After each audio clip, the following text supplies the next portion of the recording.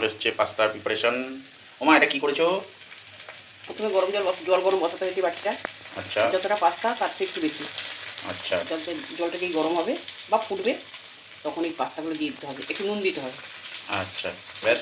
এবার একটু হালকা যেই মানে এখন একটু কি গরম হবে হ্যাঁ তখন এবারে জলটা গ্যাসটা বন্ধ করে এটা জলটা ফেলে দিতে হবে একটু ঠান্ডা জল দিয়ে, যাতে জিনিসটা গলে না যায়। আচ্ছা ঠান্ডা জল দিয়ে ঠান্ডা হয়ে গেল, এবার ঠান্ডা হয়ে গেলে জিনিসটা বেশ মানে নরম হবে অথচ গোটা গোটা থাকবে।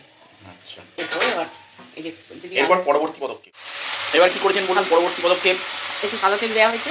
হ্যাঁ এবার সাদা তেল দিয়ে ওতে আলুটা আগে ভেজে নিয়েছি। হ্যাঁ, নিয়ে তারপরে একটু সাদা জিরে ফোড়ন দিয়েছি, একটা আচ্ছা। কাঁচা লঙ্কা ফোড়ন দিয়েছি।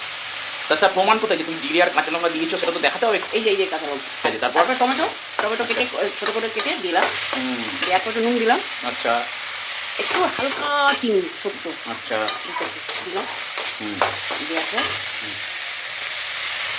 একটু নাড়াচাড়া করবো, একটু নাড়াচাড়া করবো, টমেটোটা একটু গলে যাবে, ঢাকা দিলে কি জিনিসটা একটু নরম হবে অথচ ভাজা ভাজা হবে। সামান্য একটু জলে ছিটে দেবো দেখি।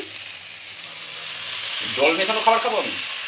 কড়াই লেগে যাচ্ছে তো, ও একটুখানি দিতে হবে, না কেউ না চাইলে একটু বেশি সবজি দিলে ওটা লাগেও না।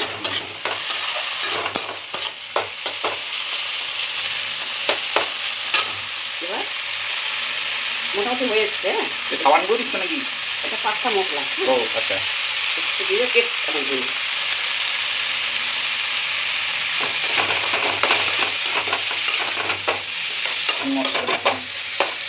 পাঁচটা মশলা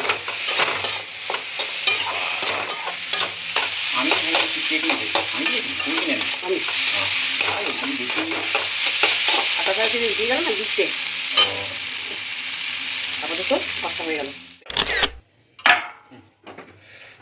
পাঁচটা টেস্ট করে দেখলাম, ভালোই লাগে, একটু টক টক লাগছে। তোমার ডেট এক্সপায়ার হয়ে যায়নি তো, তাই জন্য টক টক লাগে না তো? ডেটটা আপনি তো পড়তে পারেন, পড়ে দেখুন।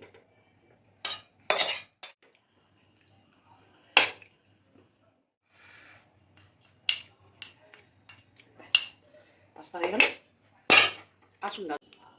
চলে এসছে গরম গরম পাস্তা। প্রচুর গরম। হ্যাঁ সে তো বুঝতেই পারছি।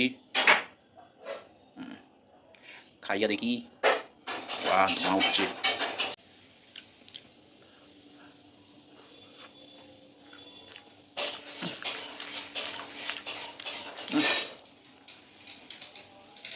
নষ্ট হয়ে গেছে। কি রে, নষ্ট হয়ে গেছে? নিজে খেলে না নষ্ট হয়নি। ঠিক আছে ঠিক আছে, খুব ভালো হয়েছে, খুব ভালো হয়েছে। ব্ল্যাকমেল খুব ভালো হয়েছে। হ্যাঁ খুব ভালো হয়েছে।